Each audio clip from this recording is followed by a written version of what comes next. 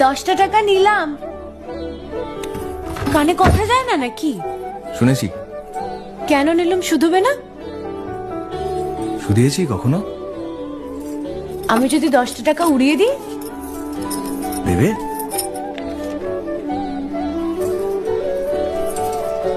আমি তবে যাই। আমরা থিয়েটার দেখতে যাচ্ছি। তুমি কি শুনলে আমি কি বললাম? বড় জ্বালাচ্ছ ললিতা।